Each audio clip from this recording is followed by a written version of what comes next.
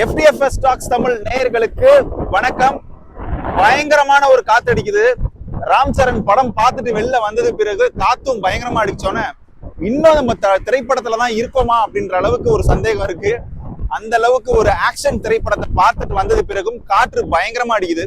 Tripod போட்டு பல முறை ட்ரை பண்ணிட்டேங்க, வேலைக்காகல, அதனால கையில எடுத்துட்டேன்.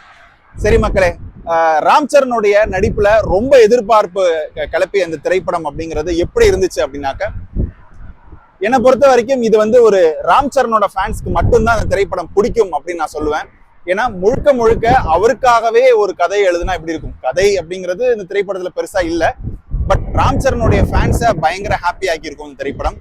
ஏன்னா படம் ஃபுல்லாவே பாத்தீங்கன்னா மாசு மாசு மாசு மாசு, அதை தாண்டி படத்துல பெருசா எதுவுமே இல்லை. இந்த படத்தோட கதை அப்படிங்கிறது ஒரு பெரிய என்ன சொல்றது, ஒரு சுவாரஸ்யமான கதையெல்லாம் கிடையாது.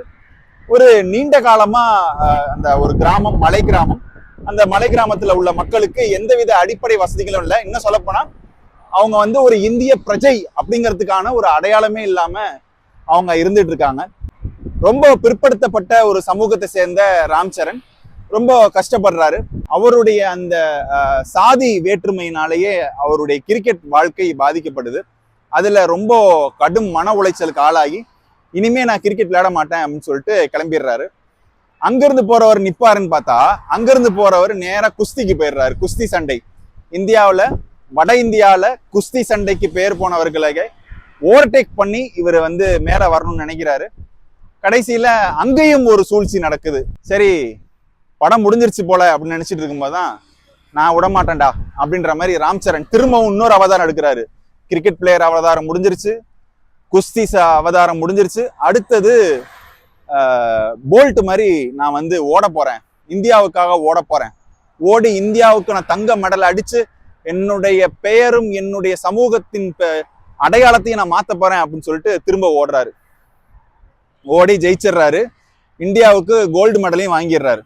சத்தியமா நீங்க ராம் சரண் ஃபேன் இல்லாம நீங்க ஒரு சாதாரண ஒரு படம் பார்க்கணும்னு நினைச்சு நீங்க போனீங்கன்னா கண்டிப்பா வெறுத்துருவீங்க. அந்த அளவுக்கு இந்த திரைப்படம் முழுக்க முழுக்க முழுக்க பாத்தீங்கன்னாக்கா சண்டை காட்சிகள், ஆக்ஷன் சீக்வன்ஸ், இப்படியே தான் அந்த கதை நகர்தே தவிர ஒரு சுவாரஸ்யமான விஷயங்கள் எதுவுமே அந்த திரைப்படத்துல இல்லை. தேவையில்லாத கவர்ச்சி, தேவையில்லாத அந்த கவர்ச்சி என்ன மாதிரியான கவர்ச்சி அப்படின்னா ரொம்ப ஆபத்தான கவர்ச்சி, ஒரு இளைஞர்களை சீரழிக்கக்கூடிய ஒரு கவர்ச்சி. ஸோ ஒட்டு மொத்தத்தில் பெட்டி திரைப்படம் எப்படி இருந்துச்சு அப்படின்னா, என்னை பொறுத்த வரைக்கும் ஒரு பாடாவதியான ஒரு திரைப்படம் தான். உங்களுக்கு பொறுமை இருந்துச்சுன்னா அந்த திரைப்படத்தை நீங்கள் போய் பாருங்கள். இல்லை உங்களுக்கு ஒரு ஆக்ஷன் சீக்வன்ஸ் பிடிக்கும்னா அந்த திரைப்படத்தை போய் பாருங்கள். மற்றபடி இந்த திரைப்படத்தில் சொல்லிக்கிற அளவுக்கு ஒன்றும் இல்லைங்க, குப்பை படம் தான். ராம் சரணுக்காக ஒரு தடவை பார்க்கலாம்.